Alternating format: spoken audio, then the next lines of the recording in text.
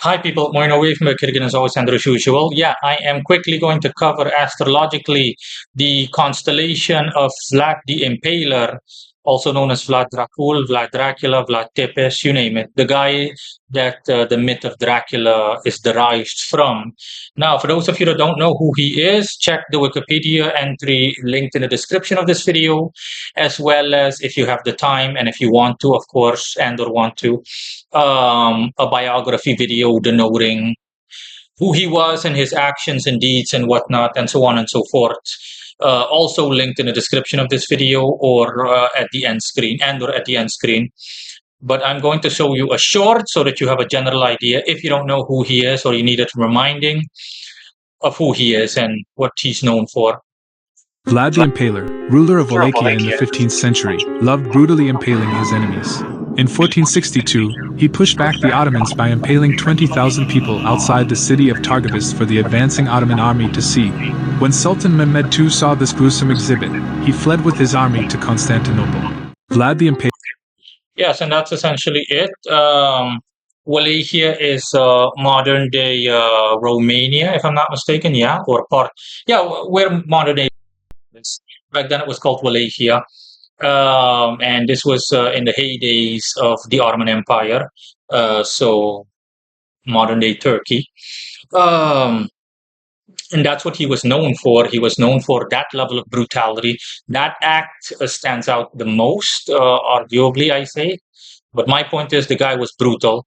So yes, he impaled people as a means of fear and intimidation during those turbulent war times, because this was when European powers were at war with the Ottoman Empire here and there, other than fighting each other. And yeah, that's what the guy did. The guy impaled a host of people. With women, for example, he impaled them vagina first, so from vagina to mouth, I think, on wooden spikes, and essentially created like a forest of bodies.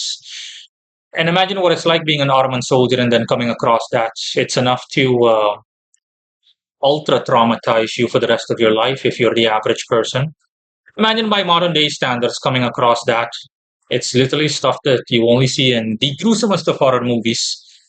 Now, I'm going to show people quickly why he was so brutal, he was so cruel, the constellation, astrological constellation he was born under, denoting the properties that made him so brutal. It's going to be very quick.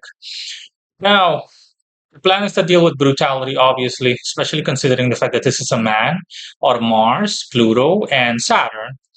Now, you can notice with Pluto that Pluto is afflicted, heavily afflicted. Pluto is in Aquarius, going retrograde, and it's in the fourth house. And Pluto is opposed to Sun and also Vulcan and Midheaven and also Selene, which simply denotes utter brutality, cruelty, to say the least, utter brutality applied to the masses. That's what Aquarius stands for, the masses. And Pluto going retrograde and being in one of the weakest houses it can be in, because it's the house that the moon rules over, the house of Cancer. Not to mention the opposition with the sun, utter brutality. And not to mention the fact that it's also sextile, so positively aspected Saturn, which is also in Aries going retrograde. I'll get to that in a bit, as well as Neptune. Now, speaking of that, Saturn. Saturn is already heavily afflicted in Aries. Even this degree, I know it by memory, stands for aggression. And it's going retrograde, which stands for ultra aggression. And we have Neptune also going retrograde, although 1 degree more, 2 degrees instead of one, also in Aries, which again stands for an utter brutal mentality, or a mental, having a mentality of brutality.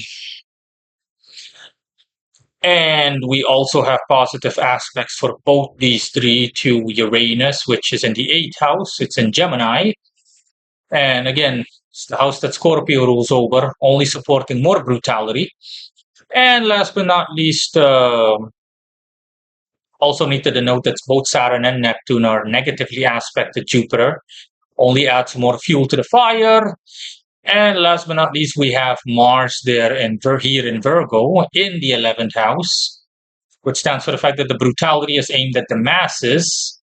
Um, And Mars is also aspected to a bunch of asteroids here. You see it for yourself here, all in Scorpio, denoting brutality, and also square with both Venus and the Moon in the ninth house in Gemini. So again, nothing but brutality, brutality, and more brutality. So yeah, that is Vlad Dracula in a nutshell. Bye.